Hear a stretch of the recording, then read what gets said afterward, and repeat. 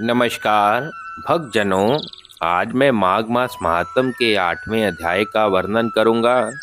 इससे पिछले अध्याय में हमने सुना था कि विकुंडलियम दूत से पूछता है कि कौन कौन से कर्मों से मनुष्य यमलोक को प्राप्त नहीं होता, जिनका वर्णन अब 8वें अध्याय में किया गया है। यमदूत कहने लगा कि तुमने बड़ी सुंदर वार्ता पूछी है। यद्यपि मैं पराधीन हूँ, फिर भी तुम्हारे स्नेहवश अपनी बुद्धि के अनुसार बतलाता हूँ।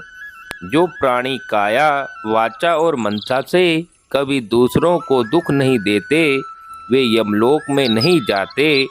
हिंसा करने वाले वेद, यज्ञ, तप और दान से भी उत्तम गति को नहीं पाते। अहिंसा सबसे बड़ा धर्म तप और दान ऋषियों ने बतलाया है।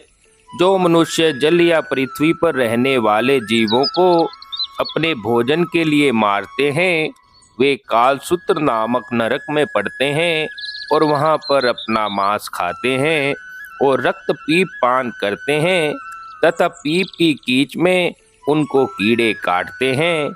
हिंसक, जन्माद, काने कुबड़े, दरिद्र और अंगहीन होते हैं।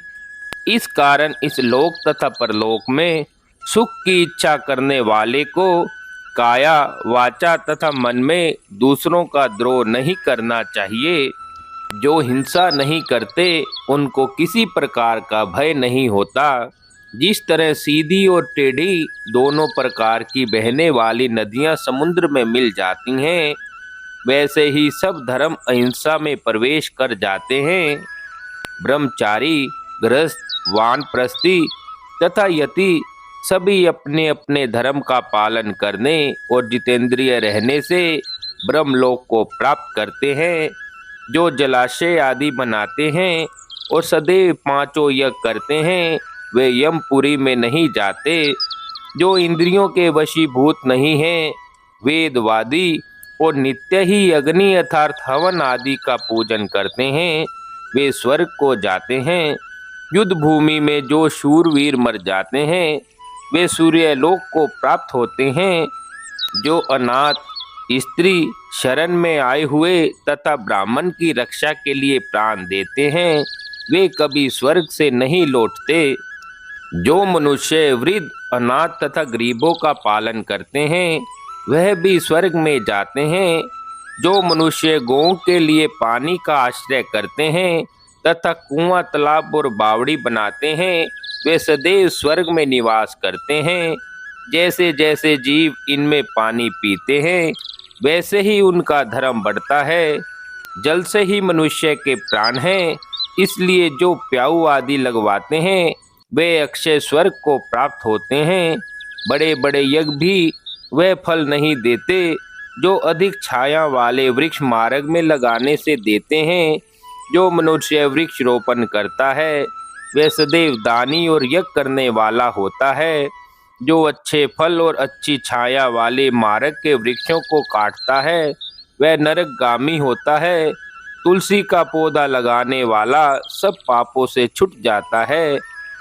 जिस घर में तुलसी वन है, वह घर तीर्थ के समान है और उस घर में कभी यमदूत नहीं जाते।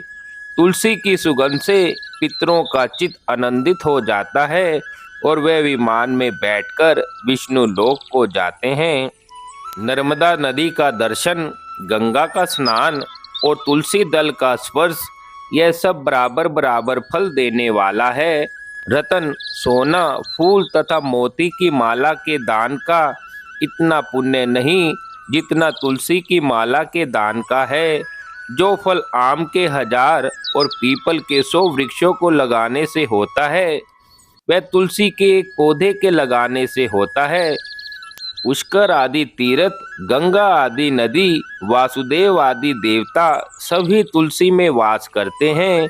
जो एक बार, 2 या 3 बार रेवा नदी से उत्पन्न शिव मूर्ति की पूजा करता है अथवा सुप्टिक रतन के पत्थर से आप निकले हुए तीर्थ में पर्वत या वन में रखी हुई शिव की मूर्ति की पूजा करता है और सदैव ओम नमः शिवाय मंत्र का जाप करता है, यमलोक की कथा भी नहीं सुनता, जो शिवालय स्थापित करते हैं वे शिवलोक में जाते हैं।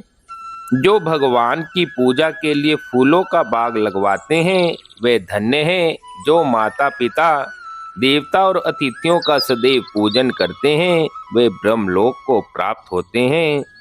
इस प्रकार 8वें अध्याय को आज पूर्ण किया जाता है।